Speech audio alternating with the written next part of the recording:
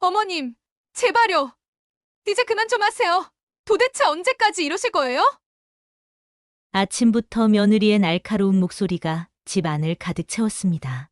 그저 감기에 걸린 손주를 위해 사과 하나 깎아준 것뿐인데 이런 일이 벌어질 줄은 꿈에도 몰랐습니다. 나는 그저 우리 민수가 열이 나서.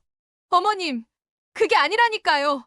감기약 먹이고 있는데 찬 과일을 주시면 어떡해요? 아니, 제가 몇 번을 말씀드렸잖아요.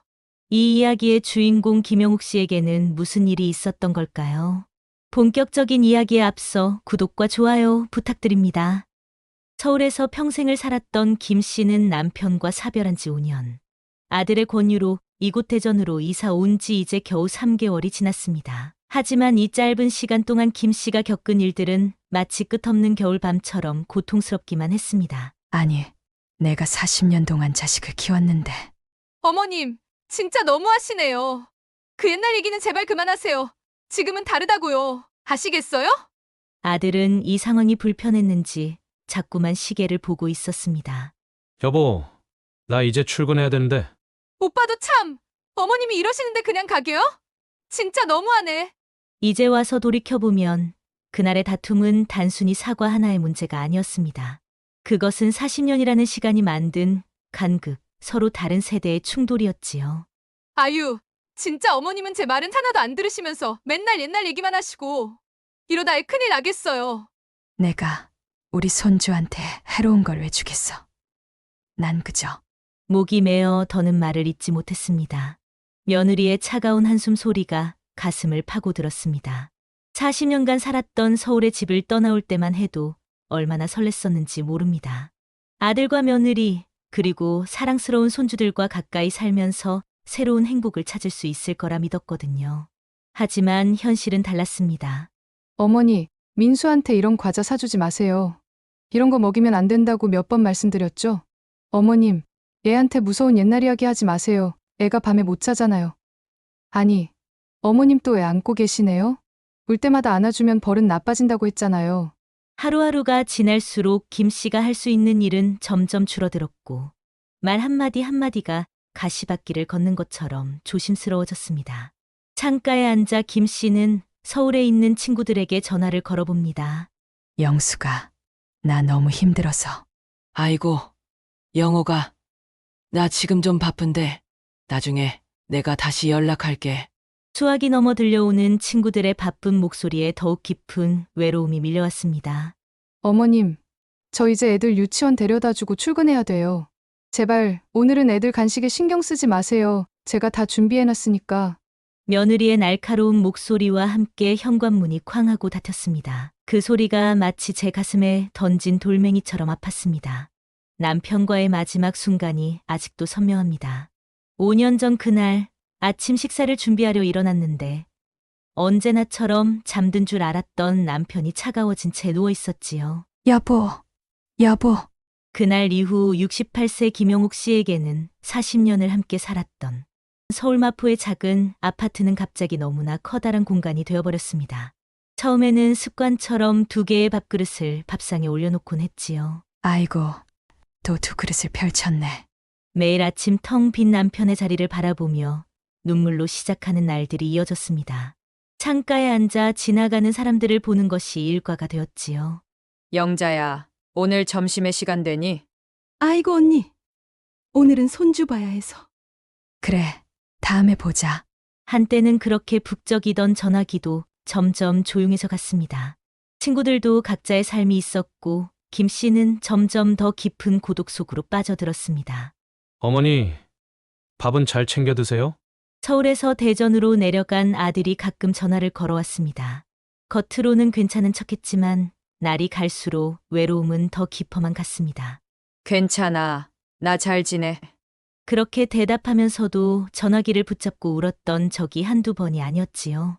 특히 밤이 오면 더 힘들었습니다. 여보, 당신 없이 사는 게 이렇게 힘들 줄 몰랐어요. 텅 빈 침대에 누워 천장만 바라보던 밤이 얼마나 많았는지 모릅니다. 남편과 찍은 사진을 보며 밤을 지새우기도 했지요. 마포 아파트 단지에서 40년을 살다 보니 추억이 많았습니다. 저기 놀이터에선 아들이 자전거를 처음 배웠고 저 계단에서는 남편이 퇴직하던 날 꽃다발을 들고 기다렸었지요. 김 씨네도 이사 가네. 박 씨네도 요양원으로 가셨다며? 오랫동안 이웃이었던 사람들도 하나둘 떠나갔습니다. 언제부턴가 아파트 단지에서 마주치는 얼굴들이 모두 낯설어졌지요. 어머니, 이제 우리 집 근처로 오세요. 대전 좋아요. 공기도 좋고. 아들의 제안을 계속 거절하다가 결국 작년 겨울 마지막 설날에 결심을 했습니다. 민수야, 할머니가 이제 가까이 살면서 맛있는 거 많이 해줄게. 손주의 어린 얼굴을 보며 한 약속이었습니다. 40년의 추억이 담긴 집을 처분하고 대전으로 온다는 게 쉬운 결정은 아니었지만 더는 혼자 있고 싶지 않았습니다. 어머니, 이제 우리가 효도할 차례예요. 걱정 마세요. 아들의 말에 왠지 모를 설렘이 가슴 가득 차올랐습니다. 하지만 그 설렘도 잠시, 이사 온 지 석 달, 김 씨는 또 다른 형태의 외로움을 알게 되었습니다. 옛날 생각나네, 여보. 당신이라도 살아있었더라면. 오늘도 창가에 앉아 서울에서 가져온 남편의 사진을 바라봅니다. 달라진 건 창밖의 풍경뿐. 김 씨의 마음속 허전함은 여전히 그대로입니다. 이사 온 첫 달은 꿈만 같았습니다. 아들은 매일 저녁 퇴근길에 들러 살펴봐 주었고 며느리도 반찬을 챙겨다 주곤 했습니다. 특히 손주와 함께하는 시간은 행복 그 자체였습니다. 할머니, 내일도 와서 놀아줘. 그래, 우리 민수 할머니가 또 놀아줄게. 하지만 그 달콤한 시간도 잠시 서서히 변화가 찾아왔습니다. 처음에는 아주 작은 것들이었지요. 어머님, 오늘은 애들이 학원 갔다 와서 피곤할 것 같아요. 내일 오시는 게 어때요? 며느리의 말투는 여전히 공손했지만 그 속에 담긴 의미를 모르지 않았습니다. 다음 날 찾아가면 어머니, 애들 과외 선생님이 오기로 해서요. 하루 이틀 지나면서 점점 더 그런 날들이 많아졌습니다. 한 달이 지나자 며느리의 말투에도 미묘한 변화가 생겼지요. 할머니, 이거 맛있다. 손주에게 제가 끓여준 미역국을 먹이고 있는데 며느리가 부엌 문 앞에서 한숨을 쉬었습니다. 어머니, 민수가 오늘 소화가 잘 안 됐었는데.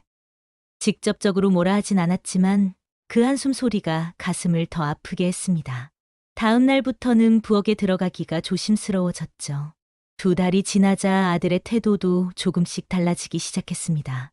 어머니, 요즘 회사가 바빠서 연락 잘 못 드렸어요. 죄송해요. 퇴근길에 들르던 발걸음이 뜸해졌고 전화도 점점 짧아졌습니다. 손주들과 놀아주는 것도 조심스러워졌습니다. 처음에는 며느리가 달가워하지 않는다는 걸 눈치만 챘는데 어머니, 애들 교육 때문에 상의 드릴 게 있어요. 뭔데 그러니? 요즘은 애들 교육이 많이 달라져서 지금 어머님처럼 그냥 놀아주시면. 말끝을 흐리는 며느리의 표정에서 제가 해서는 안 될 일을 하고 있다는 것을 깨달았습니다. 서서히 저의 존재가 이 가족에게 불편함이 되어가고 있다는 걸 느꼈습니다. 특히 명절 때 더욱 그랬지요. 어머니, 이번 추석에 친정 부모님들이 오시기로 했는데 아, 그러면 내가? 저희가 나중에 인사드리러 갈게요. 명절날 혼자 차린 밥상을 보며 눈물이 났습니다. 내가 이러려고 이사 왔나 하는 생각에 가슴이 미어졌지요. 민수야, 할머니랑 놀자. 민수 지금 온라인 수업 시간이에요. 어머니, 제가 말씀드렸잖아요. 점점 더 말수가 줄어들었습니다. 무슨 말을 해도 며느리 눈치가 보였고 아들은 바쁘다는 핑계로 제 하소연을 외면했습니다. 밤이면 더 서러워졌습니다. 창밖 달빛은 여전히 그 자리에 있는데 제 마음속은 점점 더 어두워만 갔습니다. 가족과 가까이 있다는 게 오히려 더 큰 외로움을 가져다 줄 줄은 몰랐습니다. 여보, 우리 서울집이 그립네요.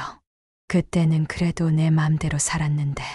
텅 빈 방에 혼잣말만 가득했습니다. 시간이 흐를수록 작은 아파트는 더욱 좁아지는 것만 같았습니다.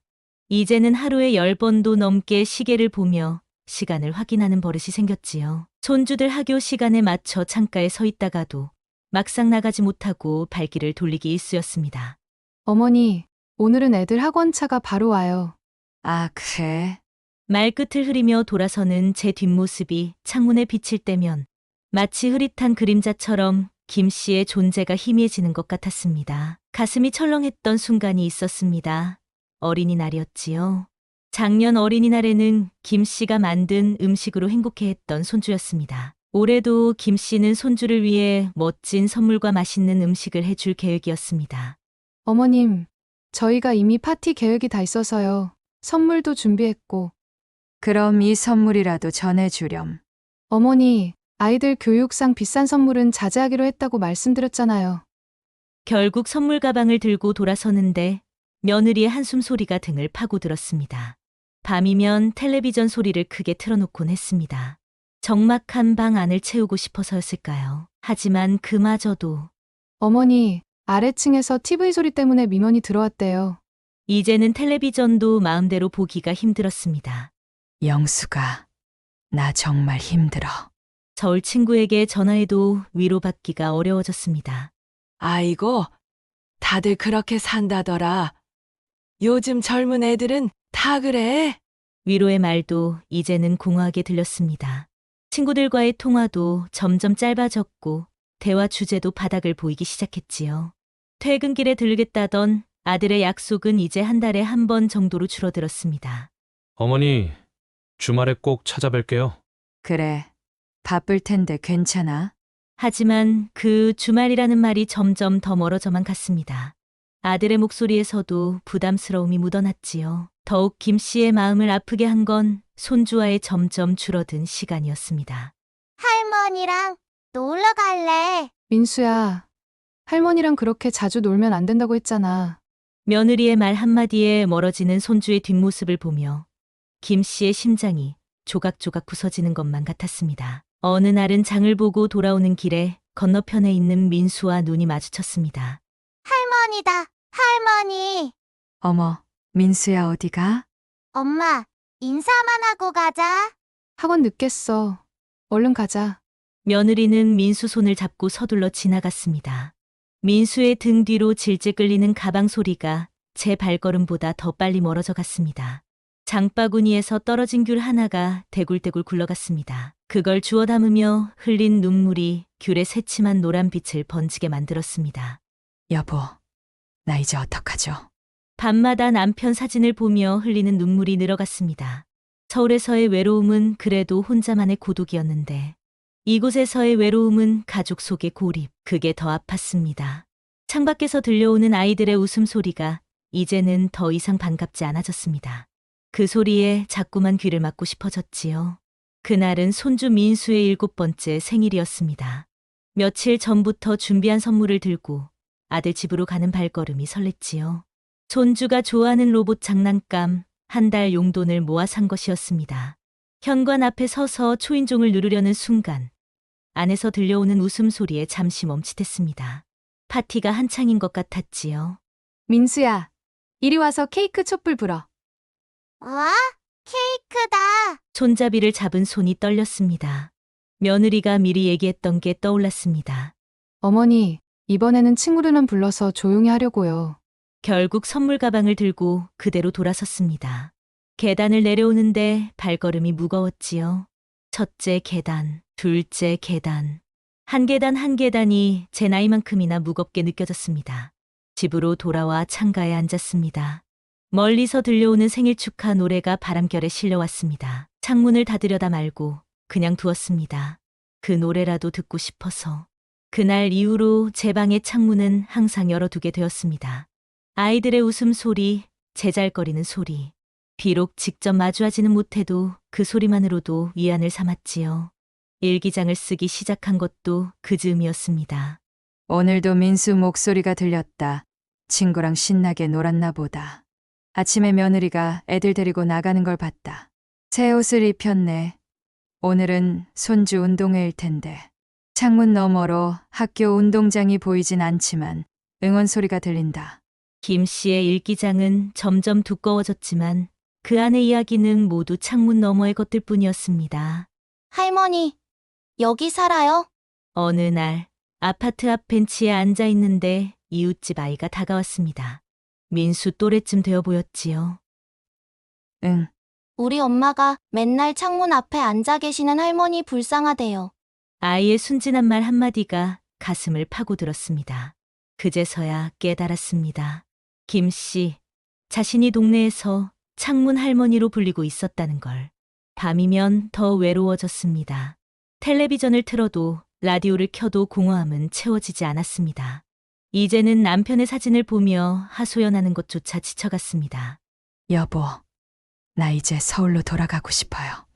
그때는 몰랐는데 혼자여도 편했던 것 같아요.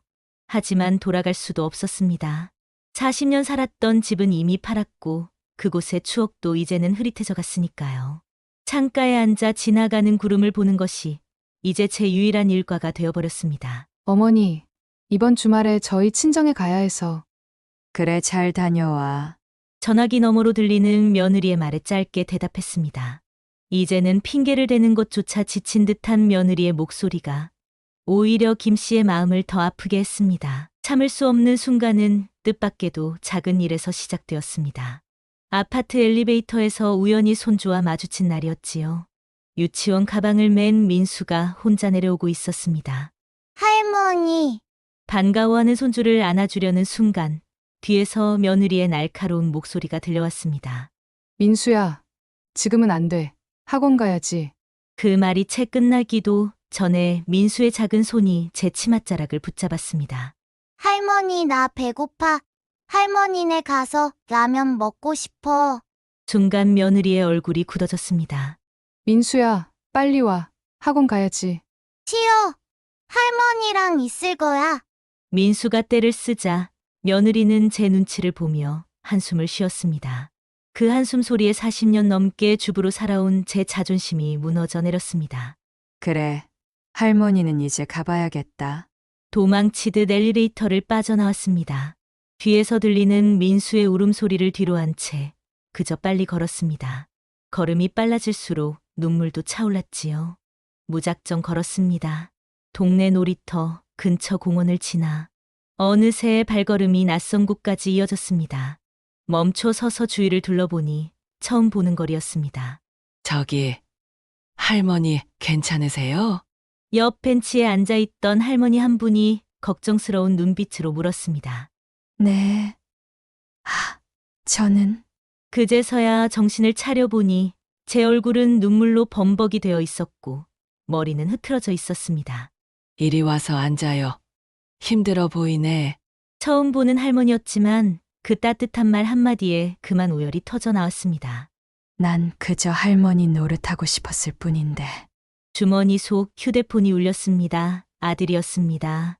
어머니, 어디 계세요? 애 엄마가 연락도 안 된다고. 전화를 끊고 집으로 돌아오는 길, 마트 앞을 지나다 멈춰 섰습니다. 진열대에 놓인 라면, 민수가 좋아하던 그 라면이 눈에 들어왔습니다. 사놓을까라는 생각을 하지만 이내 김 씨는 고개를 저었습니다. 이제는 라면 하나 사줄 수도 없는 할머니. 그게 지금 자신의 모습이었으니까요. 집으로 돌아와 보니 아들이 기다리고 있었습니다. 어머니, 어디 계셨어요? 얼마나 걱정했는지. 그냥 동네 한 바퀴 돌았어. 아들의 눈빛에서 걱정과 미안함이 묻어났습니다. 하지만 그마저도 이제는 위로가 되지 않았습니다. 어머니, 저희가 많이 죄송해요. 아니야. 너희가 왜, 난 그저. 그날 밤 김 씨는 오랜만에 꿈을 꾸었습니다. 남편과 함께 살던 서울집에서 아들이 어렸을 때 말썽 부리던 아들을 달래며 끓여주던 라면 냄새가 꿈에서도 생생했지요. 창가에 걸터 앉아 밤하늘을 바라보며 중얼거렸습니다. 여보, 우리 아들이 이제는 낯선 사람이 되어버렸네요. 아들 내외의 결혼기념일 날 작은 사건 하나는 이들 관계에 극적인 변화를 가져다 주었습니다. 그날도 김 씨는 평소처럼 창가에 앉아 지나가는 구름을 보고 있었습니다. 어머니 죄송해요. 갑자기 며느리의 다급한 전화가 왔습니다. 목소리가 떨리는 게 심상치 않았습니다. 왜? 무슨 일 있니? 갑자기 중요한 업무가 생겨서 오늘 민수 일찍 유치원에서 오는 날인데. 전화기 너머로 들리는 며느리의 한숨 소리가 마음에 걸렸습니다. 내가 민수 데리고 있을까? 정말요? 어머니, 근데 죄송해요. 오늘 모처럼 친구들 만나시는 날인데 저녁 늦게까지 될 것 같아서요. 망설임 끝에 손주들을 맡기로 했습니다. 오랜만에 찾아온 기회였지만 한편으로는 걱정도 되었지요. 며느리의 양육 방침을 지킬 수 있을지. 할머니, 배고파. 민수랑 할머니랑 같이 맛있는 거 만들어 볼까? 반죽을 하고 채소를 써는 동안 손주들의 웃음소리가 부엌을 가득 채웠습니다. 할머니, 이거 진짜 재밌다. 할머니, 나 잘하지? 시간 가는 줄 모르고 요리에 빠져 있는데 현관문이 열렸습니다. 어머니, 죄송해요. 생각보다 일찍. 며느리의 말이 멈췄습니다. 부엌 식탁 위에는 민수와 함께 만든 수제비가 김이 모락모락 나고 있었고 민수는 얼굴에 밀가루를 묻힌 채 해맑게 웃고 있었습니다. 우리가 좀 엉망진창이 됐네. 걱정스러운 마음에 며느리의 표정을 살폈습니다.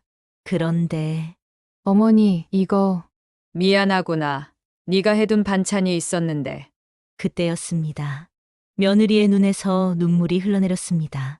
저희 어머니가 생전에 저한테 이렇게 수제비 만드는 걸 가르쳐 주시려고 했었는데 제가 바쁘다고 늘 거절했거든요.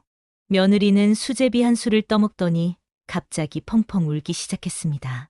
어머니, 수제비 맛이 우리 엄마 맛이에요. 그날 밤 아들이 퇴근하고 들어와서는 놀란 눈으로 부엌을 바라보았습니다.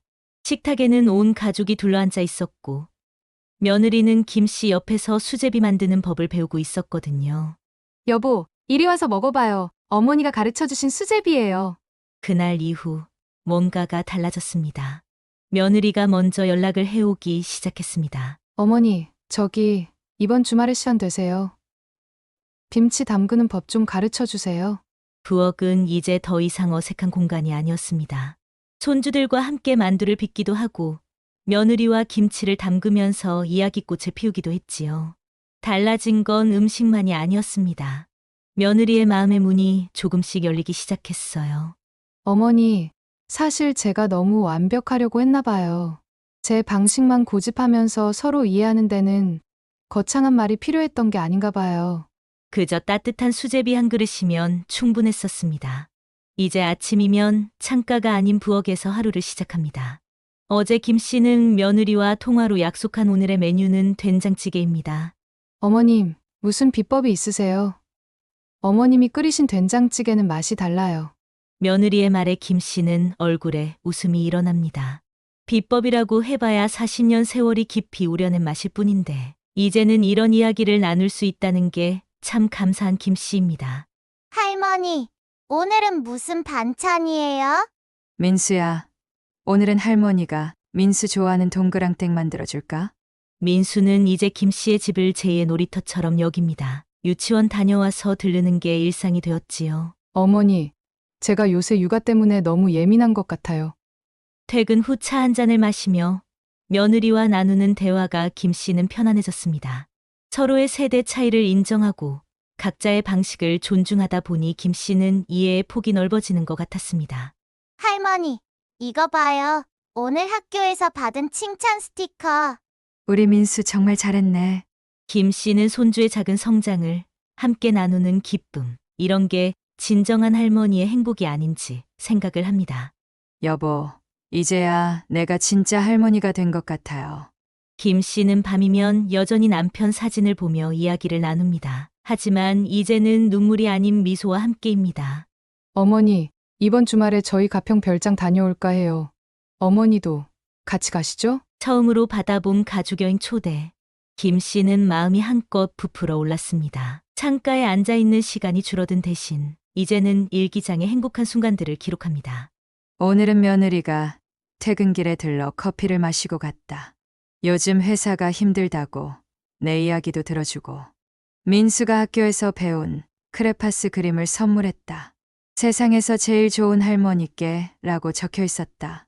그 순간의 따스함이란 서랍 한켠에는 아직도 그때의 수제비 레시피가 고이 접혀 있습니다. 가끔 꺼내볼 때마다 그날의 기억이 따뜻하게 떠오르지요. 할머니, 오늘은 자장면 먹고 싶어요. 그래, 오늘은 할머니가 특별히 더 맛있게 만들어줄게. 부엌에서 울리는 웃음소리. 이제는 이 작은 아파트가 진정한 우리 집이 되었습니다. 이제 이해합니다. 사랑은 완벽한 것을 추구하는 게 아니라 서로의 불완전함을 이해하고 받아들이는 것이란 걸요. 시어머니와 며느리, 할머니와 손주. 그 관계의 풍성함이 이제야 보이기 시작합니다. 여보, 이제 저 괜찮아요. 우리 며느리도 손주도 모두 잘 지내고 있어요. 창밖으로 노을이 물듭니다. 오늘도 김 씨는 감사한 마음으로 하루를 마무리합니다. 내일은 또 어떤 행복이 찾아올까 기대하면서요. 여러분, 오늘도 긴 이야기 함께 해주셔서 감사합니다. 오늘 하루 따뜻한 마음으로 내 가족들에게 안부 전화 한 통 어떨까요? 구독과 좋아요 부탁드리며 감동적인 사연으로 다시 찾아뵙겠습니다. 감사합니다.